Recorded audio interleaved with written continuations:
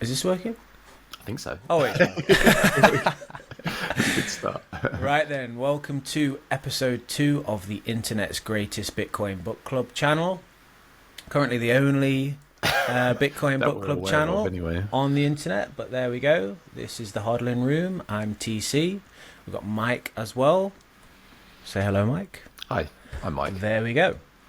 We are on chapter 2 today of Saifedean Ammous's Bitcoin Standard. We're going to be reading through it and discussing. First thing though, how is your node setup, Mike?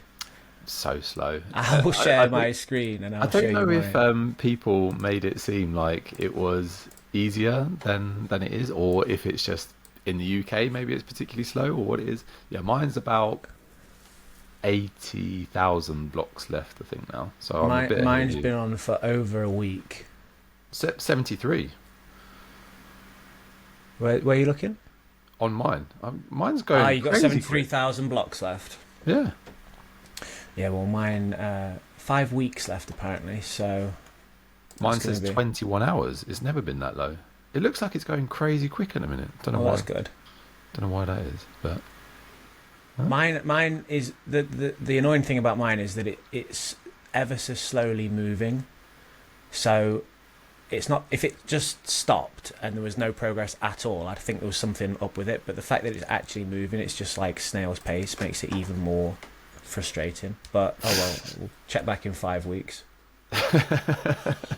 it'll be good once you've got it though. I think definitely as well. I want to actually get like a proper what they call like start 9. You know, eventually I want to do that. But I figured I just want to do this as well, just so I can see how easy it is and whether everyone can actually do it, how much it costs. Like actually get some real data for it. Is that one of those? Is that a node which is like pre-made to just be a Bitcoin node? Yeah, it's just like a little computer. It's about $600 or something, I think. I have seen those, yeah. But then you can just leave it plugged in and it just runs all the time then. I think that's how, if you were doing an economic node where you could then hook up your own wallet and then buy and sell Bitcoin like directly using your node, I think that's the best way to do it from my understanding, and I still have a limited understanding on this. Yeah, it's all new to me as well, but again, part of the learning process. Yeah. Let me whack this book up. Let me see. Can you see that? Yeah. Cool. It's only a short chapter, I think. Let me check how many pages it is. It's only about 8 pages or something. Yeah, so I was just looking at it. I mean, we see what happens on this. We might even jump into chapter 3 a little bit, because chapter 3 is massive, I think, I remember. Yeah, I think all the other chapters are a similar length. They're like 30-ish pages, I think. Whereas this one's only 6 pages. Yeah, so we'll see how we get on. Shall I crack on with this one? Yeah, go for it. Chapter 2, Primitive Monkeys.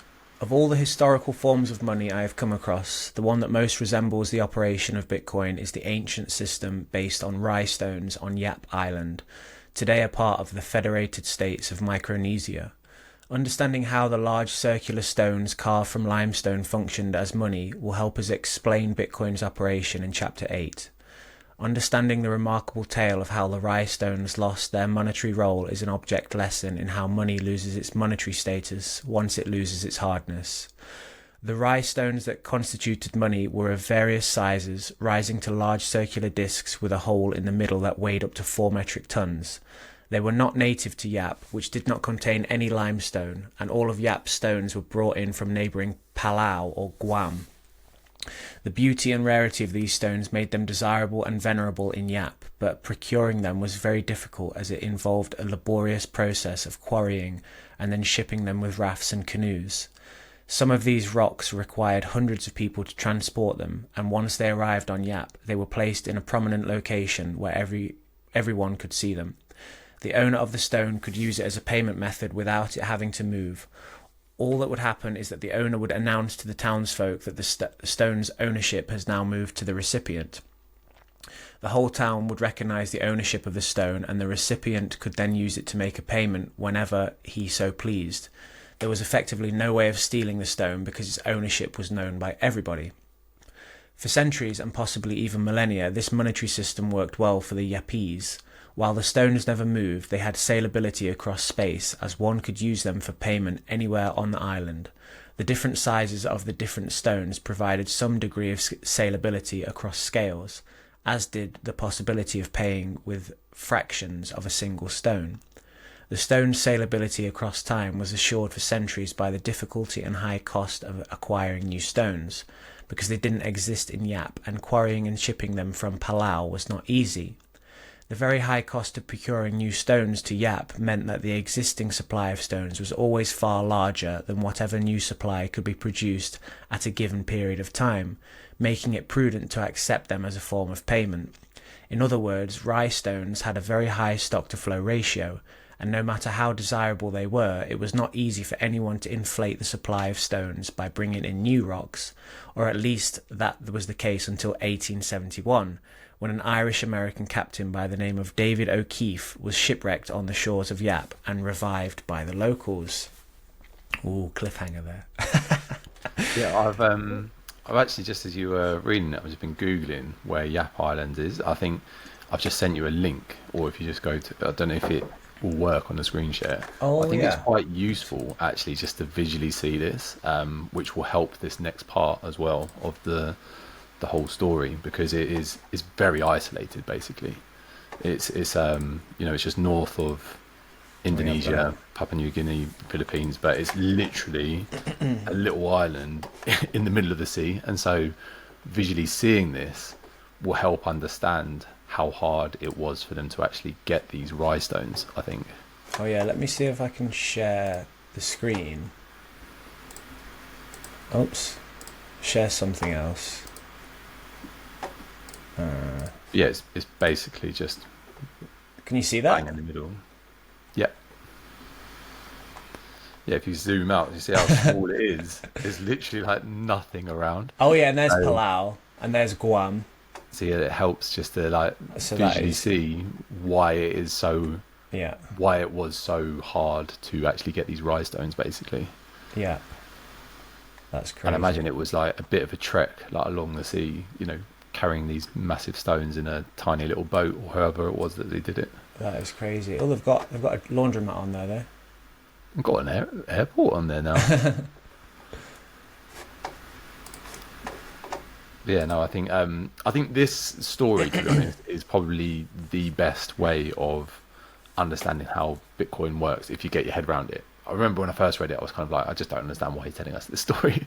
But then when you link it to Bitcoin, because of the way that the ownership of it, they just verbally told everyone. It was like, oh yeah, TC owns that stone over there. That's his, and everyone just knew it. Everyone on the island. So it was like a public ledger. Was just verbally, everyone knew whose stone was who.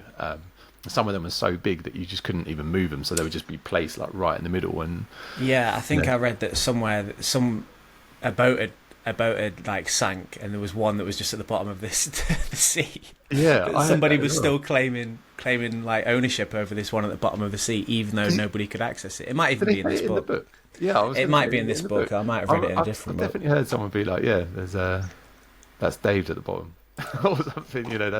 That's his stone down there at the bottom of the sea. There we go. It's okay. Let's crack on. O'Keefe saw a profit opportunity in taking coconuts from the island and selling them to producers of coconut oil. But he had no means to entice the locals to work for him, because they were very content with their lives as they were in the tropical paradise, and had no use for whatever foreign forms of money he could offer them. But O'Keefe wouldn't take no for an answer. He sailed to Hong Kong, procured a large boat and explosives, took them to Palau, where he used the explosives and modern tools to quarry several large rye stones, and set sail to Yap to present the stones to the locals as payment for coconuts. Contrary to what O'Keefe expected, the villagers were not keen on receiving his stones, and the village chief banned his townsfolk from working for the stones, decreeing that O'Keefe stones were not of value because they were gathered too easily. Only the stones quarried traditionally with the sweat and blood of the Yapese were to be accepted in Yap. That's proof of work right there then. Others on the island disagreed, and they did supply O'Keefe with the coconuts he sought. This resulted in conflict on the island, and in time the demise of rye stones as money. Today the stones serve a more ceremonial and cultural role on the island, and modern government money is the most commonly used monetary medium. While O'Keefe's story is highly symbolic, he was but the harbinger of the inevitable demise of Ryestone's monetary role with the encroachment of modern industrial civilization on Yap and its inhabitants. As modern tools and industrial capabilities reached the region, it was inevitable that the production of the stones would become far less costly than before. There would be many O'Keefes, local and foreign, able to supply Yap with an ever larger flow of new stones. Money printing. With modern technology, the stock-to-flow ratio for rye stones decreased drastically. It was possible to produce far more of these stones every year, significantly devaluing the island's existing rock. It became increasingly unwise for anyone to use these stones as a store of value, and thus they lost their saleability across time, and with it their function as a medium of exchange. The details may differ, but the underlying dynamic of a drop in stock-to-flow ratio has been the same for every form of money that has lost its monetary role, up to the collapse of the Venezuelan bolivar taking place as these lines are being written. A similar story happened with the Agri-Beads used as money for centuries in Western Africa. The history of these beads in Western Africa is not entirely clear, with suggestions that they were made from meteorite stones or passed on from Egyptian and Phoenician traders. What is known is that they were precious in an area where glass-making technology was expensive and not very common, giving them a high stock-to-flow ratio, making them saleable across time.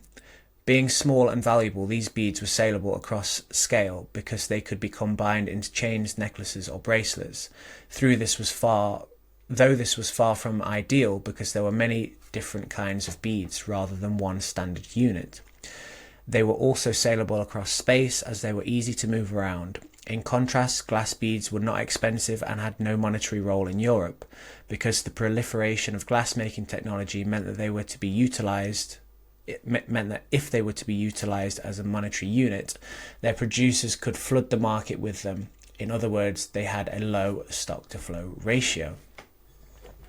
There we go. A little sip of coffee there. Yeah. No, I think that the key thing about money always comes back to the saleability across time, basically meaning can it keep its value in the future. And if you look at monetary history, like any monetary history, it always comes down to that.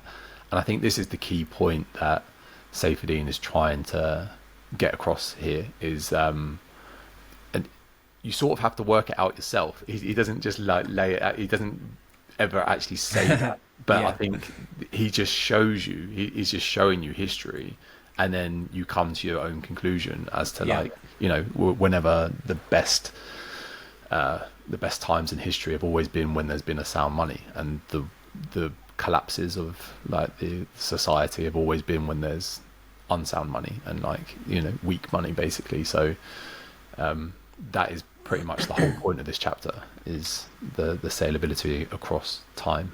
Yeah, the issues that we have now, they're not new issues. They're not exclusive to, you know, England in 2025. Yeah, and I think most people still think that it is. Most people still think that, you know, this is what you know, like we've said so many times already. People know there's a problem but aren't directly aware what the problem is. Yeah. And they just think, this is just how it is, you know, because we only see our lifetime. We don't see other people's, you don't see your grandfather's lifetime and, you know, previous generations and things. You only can live in this current moment. So you just think this is normal. But when you look throughout history, you can see, hang on, this actually isn't normal. Exactly. Yeah, this has happened many times before. I mean, we're told like, oh, the prices are going up because of this, or because of that, because of this war in this country over there, or there's this canal boat stuck in this, you know, canal, which is meaning prices go up, and this and that. People just like gobble it up and think, oh, that's fine then, yeah, you know. Yeah. But it's a lot older and a lot more foundational than that. It's, you know, it's currency itself. And it always makes me laugh though when people get into like politics. Not saying there's anything wrong if you are into politics or anything like that, but it's until there's a politician that stands up and addresses the fundamental issue that the money is broken and we can't move forward with anything else until we fix the money, then I'm not interested in it. And so you know, like, and I think it's probably going to happen at some stage. Yeah, you know, well, I think go on. No, I was just, you know, even with Trump coming into power, I think that is people voting like they want change, but they're just not sure what the change is. And I think more and more people are figuring this out, so it's only a matter of time.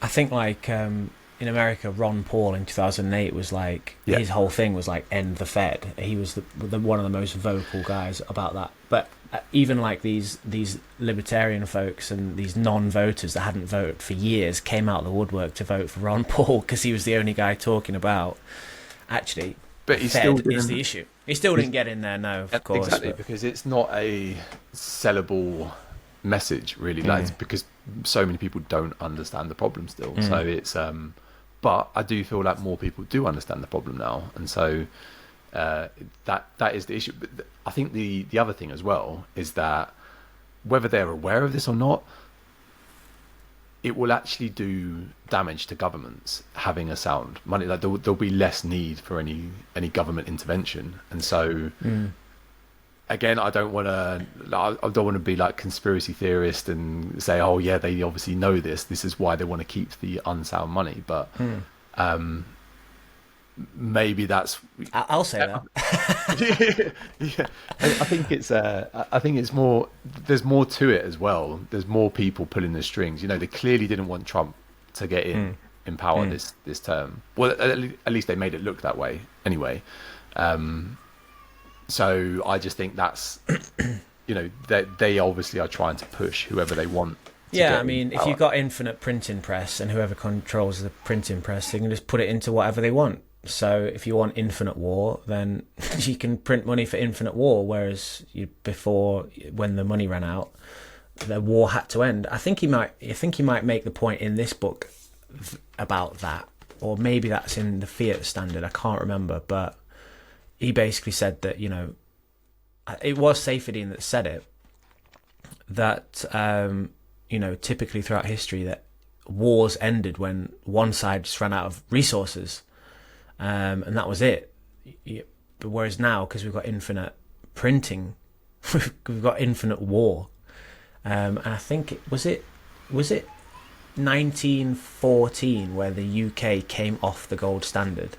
I think it was. Yeah. And then, or maybe war. Yeah, and then obviously war. And it was 1944 when the Bretton Woods thing happened, and basically then the British pound sterling was no longer the reserve currency, and that's when the switch really happened. So it's basically between the two world wars, it completely bankrupts Britain because they just had to keep spending their gold to buy stuff from US or other countries to fund the war, basically. And obviously Germany completely separated. They went into a complete fiat system around that stage, which is why the hyperinflation. Yeah, 1920, early 20s was when the Weimar Germany hyperinflation happened. So, and that was because of the war, basically. But yeah, it is in this book. I'm sure it is where he says there's a good book on that, actually. I think it's called When Money Dies, and I haven't read it yet, but somebody's I've read the blurb at the back, and it basically goes into that period, like hyperinflation in 1920s Weimar Republic, about what the people there were experiencing. And I read something to do with that where people were literally walking around with wheelbarrows full of cash, like just to like go to a restaurant, and you were having to pay in advance for your meal, because by the time you'd finish your meal, the price had changed. Like, it was just chaos. It was pure chaos. Mad, isn't it? Yeah, I think there's even documented stories of people like having a suitcase full of cash, you know, putting it down to go and get something inside and coming back, and the suitcase is gone, but all their cash was left on the floor or something because it was worth more than the money. And there's you can see photos as well. I'll see if I'll find some and send them to you, but maybe put them up. But there's like kids playing, like making kites out of money. It's piled up, like making a Christmas tree out of money. And there's a picture of them in the bank in Weimar, Germany, where it's just like piled high. It's just insane. Worthless, completely worthless. Yeah, it's literally toilet paper. Right then, let's crack on where we were. So, when European explorers and traders visited West Africa in the 16th century, they noticed the high value given to these beads, and so started importing them in mass quantities from Europe. What followed was similar to the story of O'Keefe, but given the tiny size of the beads and the much larger size of the population, it was a slower, more covert process with bigger and more tragic consequences. Slowly but surely, Europeans were able to purchase a lot of the precious resources of Africa for the beads they acquired back home for very little. European incursion into Africa slowly turned beads from hard money to easy money, destroying their saleability and causing the erosion of the purchasing power of these beads over time in the hands of the Africans who owned them, impoverishing them by transferring their wealth to the Europeans, who could acquire the beads easily. The Agri-Beads later came to be known as slave beads for the role they played in fueling the slave trade of Africans to Europeans and North Americans. A one-time collapse in the value of a monetary medium is tragic, but at least it is over quickly and its holders can begin trading, saving and calculating with a new one. But a slow drain of its monetary value over time will slowly transfer the wealth of its holders to those who can produce the medium at a low cost. Well, there we go. That's that slow bleed of printing something out of thin air and having everybody else work for it that you can just print for free. That's I've heard it's almost worse having it slowly, if it's just quick. It's kind of like how with bubbles and crashes and things like that. And in the sound monetary system, people from the Austrian economics sort of make it sound all rosy and magical all the time, but there will still be those booms and busts. It still happens. I think in the 19th century, that was pretty much what most of the world was on the gold standard. And so if you look at it over that time, there were still issues and booms and busts, but because of the free market, it just sorts itself out quicker. Organically, you can have like multiple years where life's pretty shit, but it sorts itself out and then it comes back stronger. Whereas what's happened with us in 2008, where it was all really shit, we still had years where it was shit for everyone, but it comes back much weaker, and now we're in a much weaker position. And if that happens again, I think everyone kind of knows that it's like a generational slow bleed. It could be horrendous for a long period of time, but no one knows yet. Maybe Keynesian economics is great and it will solve everything and we'll all be absolutely fine. But I think we all know that we won't. In the meantime, I'm buying Bitcoin. This is a lesson worth remembering when we turn to the discussion of the soundness of government money in the later parts of the book. Seashells are another monetary medium that was widely used in many places around the world, from North America to Africa and Asia. Historical accounts show that the most saleable seashells were usually the ones that were scarcer and harder to find, because these would hold value more than the ones that can be found easily. Native Americans and early European settlers used wampum shells extensively for the same reasons as Agri-Beads. They were hard to find, giving them a high stock-to-flow ratio, possibly the highest among durable goods available at the time. Seashells also shared with Agri-Beads the disadvantage of not being uniform units, which meant prices and ratios could not be easily measured and expressed in them uniformly, which creates large obstacles to the growth of the economy and the degree of specialization. European settlers adopted seashells as legal tender from 1636, but as more and more British gold and silver coins started flowing to North America, these were preferred as a medium of exchange due to their uniformity, allowing for better and more uniform price denomination and giving them higher saleability. Further, as more advanced boats and technologies were employed to harvest seashells from the sea, their supply was very highly inflated, leading to a drop in their value and a loss of saleability across time. By 1661, seashells stopped being legal tender and eventually lost all monetary role. This was not just the fate of seashell money in North America. Whenever societies employing seashells had access to uniform metal coins, they adopted them and benefited from the switch. Also, the arrival of industrial civilization with fossil fuel powered boats made scouring the sea for seashells easier, increasing the flow of their production and dropping the stock to flow ratio quickly. So just a quick point on that. It's basically saying that the Industrial Revolution kind of completely made this previous Stone Age era currency obsolete.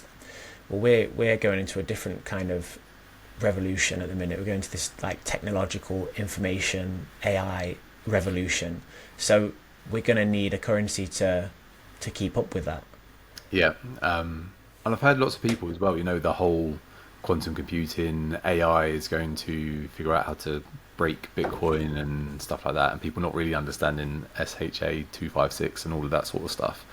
But it's kind of like, well, if that AI is actually going to need it more than us, so if AI is going to succeed or like do what a lot of people think it's going to be able to do, they're actually going to need some sort of currency where they can actually like exchange with each other, sort of thing. And it's kind of like, I don't know, that's a bit it's a bit far-fetched for me, but I've heard someone explaining that before. Yeah, I was reading something about this week, that it basically says like the infinite productivity potential of AI mixed with the finite scarcity of Bitcoin. Having the finite scarcity of Bitcoin gives you something to measure that AI productivity against. So you need those two together to be able to, accurately. Again, this is above my pay grade, but does that make sense? Yeah. Like AI can flourish if it's got a finite digital currency to work with, but it has to be finite. Like you can only really appreciate the like potential infinite productivity of AI against the scarcity of Bitcoin, and vice versa. Does that make sense? Because you need something objective to measure it against. Yeah, that was kind of the point that this guy was making, but again, I couldn't quite get my head around it. Oh, well, I can't. This is above my pay grade. I can't quite figure it out. We'll leave this. This is the Jeff Booth stuff. Yeah, and go fully down the rabbit hole, which I've done with a few things, but that was one where I need to still do that, I think. So I don't know if anyone else knows what that actually means. Yeah, that can help us. Then we'll have to get Jeff Booth on. Yeah, exactly. Need someone like that just to actually ask questions to. Which, but by the way, like if you just do that with AI, you can actually get there eventually.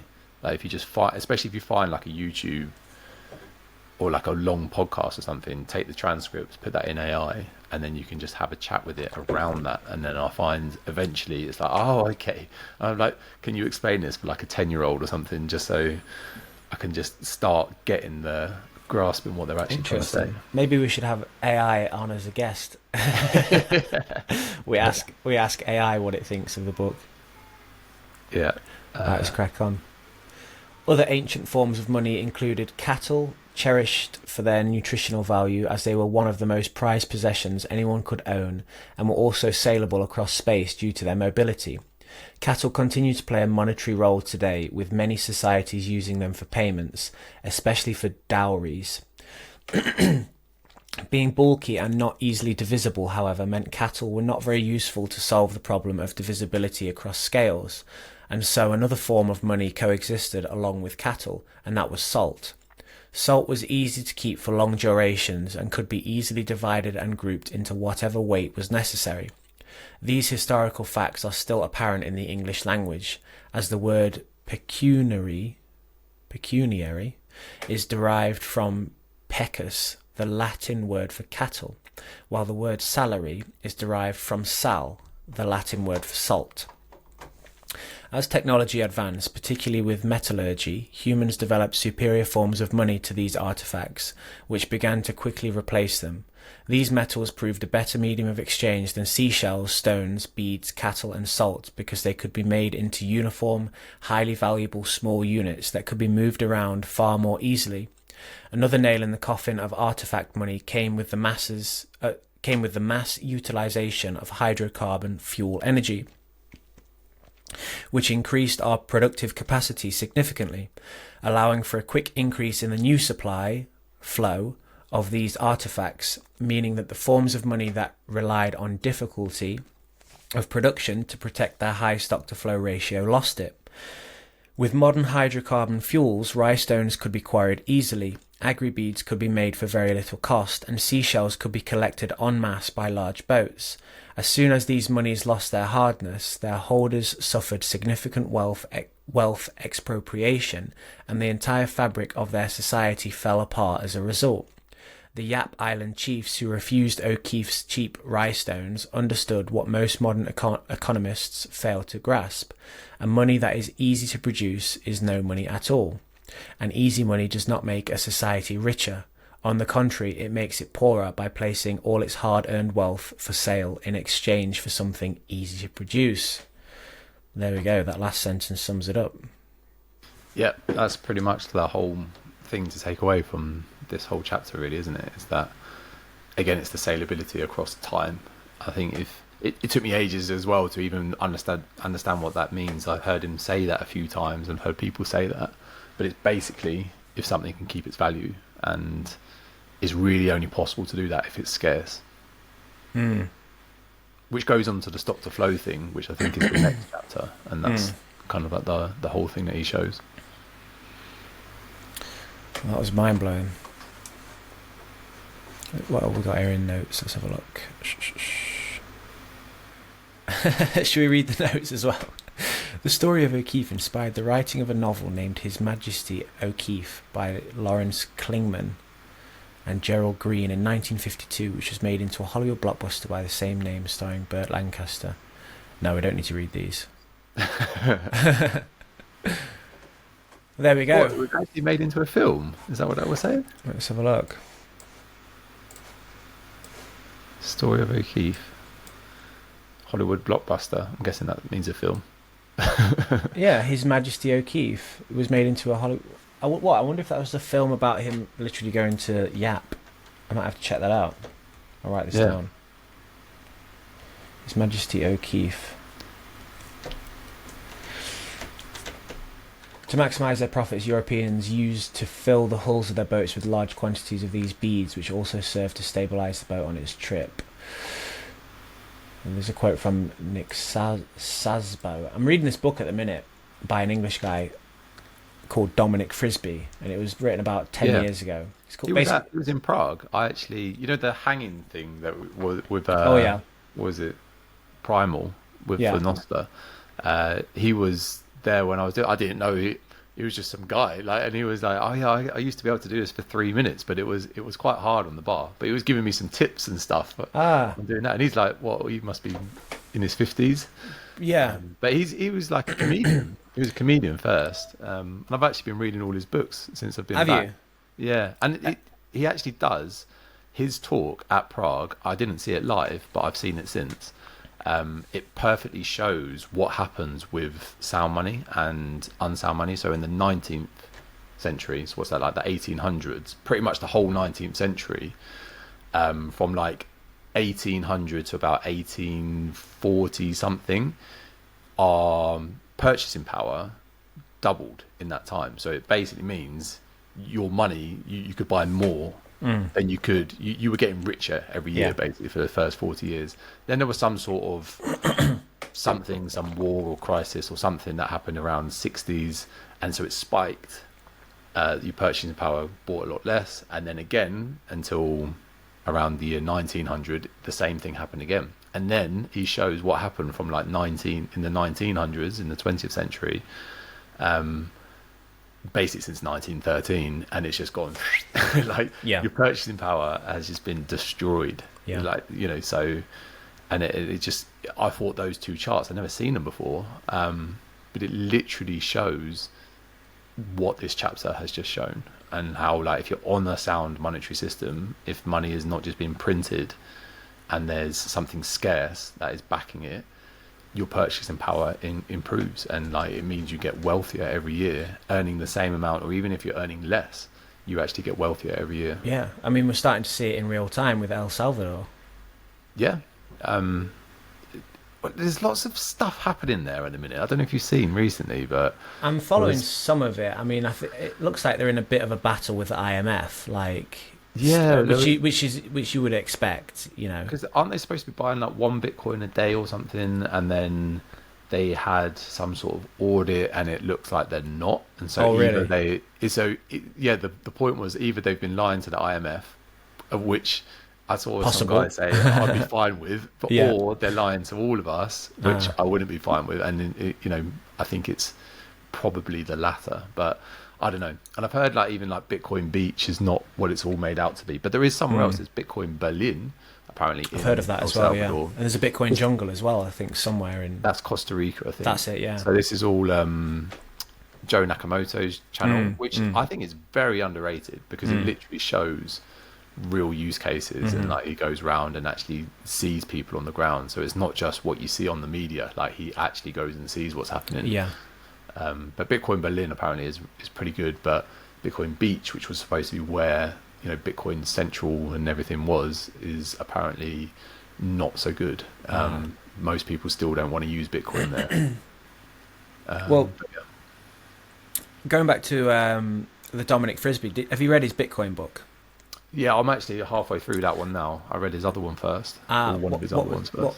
Have you read the one? He did one on something to do with tax, and then he did something to do with the state, like the end of the state, end of the state or something. That's the one I read. Yeah, I think he's got another one coming out soon about like gold, like the history of gold, which I did. If it's the same guy, but his Bitcoin book, going to this Nick Szabo guy. Have you got to the point where he thinks that Satoshi is this Nick Szabo, or have I just spoiled it for you? He does say, no, I haven't got to that, but he does say, I think I know who he is, but I haven't got to that bit yet. Yeah, Why did you say that then? That's interesting. It's all circumstantial evidence. He's not got any hard proof, and I would like to ask him now, like, because this was written over 10 years ago, if he still thinks it is him. Because this guy's even come out and said it's not me, but it was to do with like his coding style and his how he writes. Yeah. And that kind of stuff. And I think he even makes a claim. He says it's possible that Satoshi was Nick Szabo, if I'm pronouncing that correctly, doing the writing, and Hal Finney doing the coding as a team of them. Or maybe I've got that the other way around. But it's all kind of circumstantial stuff. But he basically goes into when Satoshi posted, and he looks at what times of day he posted, and then he figures out, oh well, this person must have been living in California, because when California is asleep, Satoshi didn't post, and that kind of stuff. It's all this kind of bits and bobs, so nothing concrete, but it's a good book. That it reads like a bit of a fictional thriller, like a autobiography. It's not like a dense economic text. Yeah, I quite even like the way it. he talks on stage, though, it's so, quite like, funny, casual. isn't it? Like, it's quite. And that's why when I met him, I didn't know who he was. I was just like, oh, he's just some guy, He was just like meeting someone else there. Well, obviously, he is just some guy as well, but he was just so down to earth and not. And I thought that was what was so good actually about Prague, is that you got to meet people like that. Like I think I told you, the first person I spoke to when I went in was Adam Back. I was like, he was standing with like two people next to him, and I was just kind of like, and everyone's just walking around. I was like, why is like people not like going over to him, like and being like treating him like a celebrity or whatever? And so I just went and shook his hand and had a conversation with him about quantum computing. I was like, this is mad. What did he say about that? He said it basically is it actually is a threat, but not in any near future. He's sort of saying what's happening at the minute is that they're just trying to get funding, and by them saying how close they are to, whenever you see articles or anything like that, they're just trying to get more backing and more funding so that they can actually support it. He said like they're literally like nowhere near, but with how technology moves, it's hard to say how far away it is in the future. But equally, in the next breath, he was like, yeah, but you can just upgrade. Bitcoin can just upgrade to become quantum resistant. So it's not really like it's not like, oh, Bitcoin's going to die because of quantum computing. Basically, was what I sort of interpreted from what he said anyway. Mm. But it was interesting hearing him say it is actually a serious threat sort of thing, or it has got potential to do what they're saying it has, just not. It's nowhere near. It's not even close, sort of thing. Well, I mean, if he's saying that, he knows more than me, so that's fair enough. Yeah, that is something I have been down a rabbit hole on with AI, and that was kind of what I worked. I was working out. I can't remember what they're called, like qubits or something, and yeah, it's not even close, because there's two things. There's the SHA-256, which is Bitcoin's like actual security, but then there's the EDCSA. I want to say, I can't remember what that stands for at all, but that's what is helping like the private and public keys for people's addresses, and apparently that is more vulnerable than SHA-256. Basically, SHA-256 doing anything significantly any damage to Bitcoin is like literally nowhere near. It's nowhere near that at all. Whereas it's the EDCSA or whatever that is, the private keys. If it has your public key, it's not that close. When I say it's closer, probably like years away from being able to do it. It could potentially find out your private keys, but if you hold it in cold storage, it's basically impossible for it to do it, because every time that a transaction is made, it uses a new public key. So it's never going to be able to find your private key if you hold it in cold storage. If you hold it on an exchange where it uses the same public key all the time, supposedly quantum computing could kind of figure out your private keys from that, which is another reason from my point of view just to hold it in cold storage, which is just like, and it still baffles me how few people do that. Or I think I even saw, Plan B, who does the YouTube stock to flow model. You know him? Don't think so, no. He's like he became really big on Twitter years ago, but he does some YouTube now. But I even heard him say like he sold all of his Bitcoin in cold storage and put it into an ETF. And I was just like, what? Like why? Why? What goes through your head to make you think? I'd understand if you want to do some of it, but all of it just seems what would crazy. Be the benefit of that? Yeah. Well, I think it was more. He said it was just more than he didn't have to worry about his own private keys or anything. But it just seems that's fair enough, crazy. It seems crazy to me that someone would do that with all of it. Like, like I say, I get it if you want to maybe split where it is or something, but I don't know. It was just interesting. Yeah, who knows? It's a bit above my pay grade, all that technical jargon. Well, let's check how my node's coming along, shall we? Has it moved? Yeah, mine's been flying. I'm down to 70,000 2 weeks. now. I'm sure it said like 5 years left or something earlier. 2 weeks left. Mine's gone up to 45 hours, but not too bad. It keeps changing a lot. Well, we've done 45 minutes. Should we call it a day there for episode 2? Because that actually was it's a decent chunk. Sure, yeah. And then we'll start chapter 3 next time. Let me just see how long chapter 3 is. Oh, chapter 3 is actually split into 5 sub-chapters. So chapter 2 is 8 pages. This is 25. So that might take a few to get through. We'll see. One thing I did want to say, just before we go, is whilst you were reading some of the book, I was trying to dive into AI, and I was using some parts of the book, like screenshotting it and putting it in. And I was just... Of course you are. I basically said, trying to go down the AI rabbit hole. And I kind of said to it, give a more balanced view on this, rather than... Because I'm very aware sometimes we have our own biases, like even me and you are probably quite biased towards what we want to see, and so you almost like try and fit things in that way. So I often use AI to push back, and what it said is, there's clear problems with the fiat system currently, but he said there are significant benefits, such as extreme poverty has plummeted since 1971. We've had unprecedented technological and medical advances. Central banks prevented what could have been a 1930s style depression in 2008. And so it was interesting to get those point of views. But it then said, my assessment, the current system appears to be in the late stage phase where its benefits are diminishing and costs are rising. So the recent return of inflation, growing debt burdens, the political instability in many developed countries suggest we may be approaching the limits of what fiat money can deliver. And so he said, however, I don't think a simple return to gold, I don't know why it said, I guess it must have been part that I put in there. I don't think a simple return to gold is feasible given the modern economic complexity. More likely we'll see continued experimentation with alternatives, Bitcoin or CBDCs, possible hybrid systems that constrain money creation, or potentially a crisis that forces monetary reform. And the pattern from history suggests that when a monetary system costs begin outweighing its benefits, societies eventually transition to something new.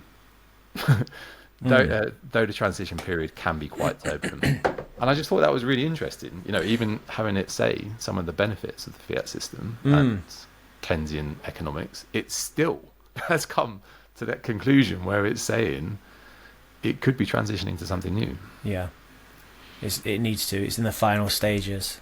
Yeah, and I just thought that was very interesting from AI's point of view.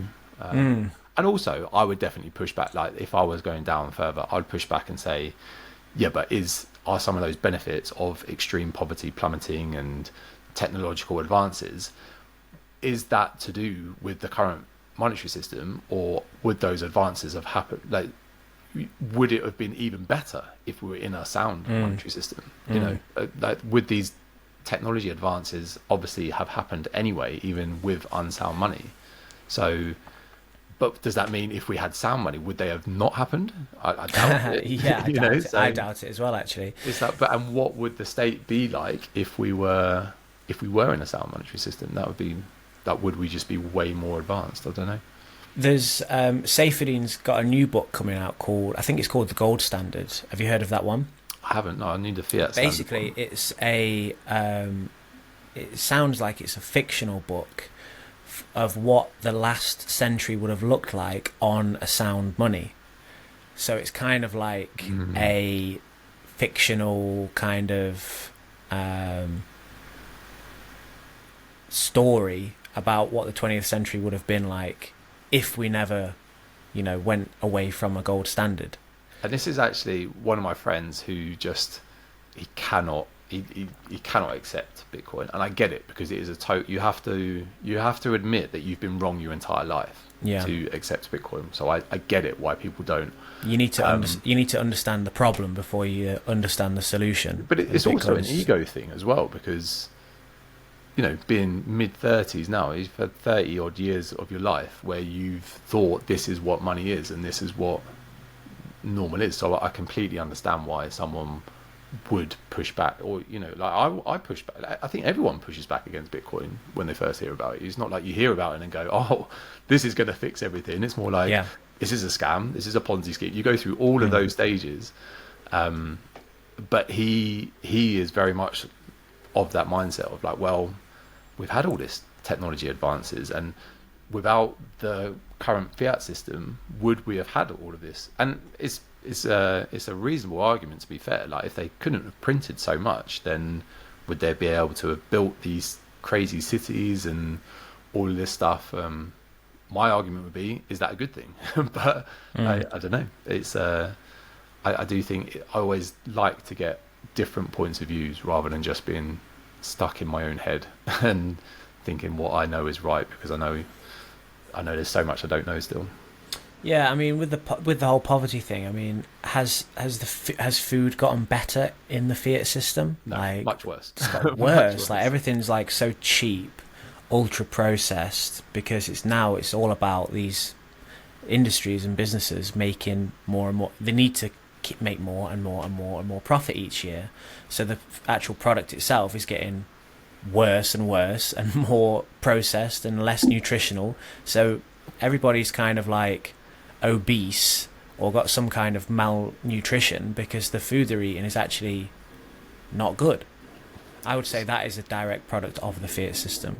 So I remember seeing that at Jack Mahler's speech in Prague, and I was telling this same friend and another group of friends about this, and they were like, yeah, that just makes no sense. And To be honest, when they started questioning me, I was like, oh yeah, no, actually, yeah, I don't really get it. But then I dug in, and then I went down the AI rabbit hole, and I figured out what it actually is there's certain ingredients, so like corn syrup, I can't remember what the others were, but like, the vegetable oil. There's about 4 key ingredients which basically allow supermarkets to preserve food for longer, so they can keep them on the shelf longer, which boosts their bottom line.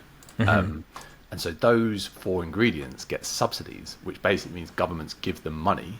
Right. Yeah. To like, if you include those ingredients, they will give you. They actually just give them money. Really? So is that like seed oils and that kind of stuff? Yeah. Yeah. And with that as well, they also, if those ingredients are included, they get massive tax breaks. So this same friend that I was just talking about, he actually has his own company where he's doing like, they're basically like smoothie pouches. So it's all fresh ingredients and it's to improve fiber. And he's actually was saying that to me. He was like, yeah, you get like no tax breaks doing this. Yeah, whereas but if he was to put seed oil in, he'd get a load of tax breaks. Why didn't you find out what that is? And he was like, well, no, because that defeats the whole point of the business. And I was like, well, so it's almost incentivized to put this slop, incentivized. Put this Soylent Green in the food, make people sick and ill by putting, and that because when you think about it, if you strip it back to first principles, it makes no sense why McDonald's is cheaper than something like I'm just trying to think of like a more healthy alternative, even Nando's, I guess, where it's just like grilled chicken. They literally just grill chicken and veg or and put it in, whereas at McDonald's they need like processing, they need factories, and they inject it with stuff, and there's so many more steps involved. Whereas if you think about that just naturally, they're using the same sort of food, chicken and chicken, if it's a chicken burger, but in McDonald's they're doing way more steps to it, whereas this is just chicken. So why does this one cost less than this? And it's because of these subsidies and tax benefits that they get, so they can afford to make it cheaper, which makes people go there more. And so why are the healthier foods not subsidized? That's an interesting question. Yep. I mean, here's a book that we should potentially do at some point. I've got it, but I haven't read it yet. Can you see that on the screen? So this is released by the Safe House, which is Saifedean's publishing company. It's basically going into what we're talking about here. That would be very cool. Yeah. Why inflation destroyed our health and how Bitcoin fixes this.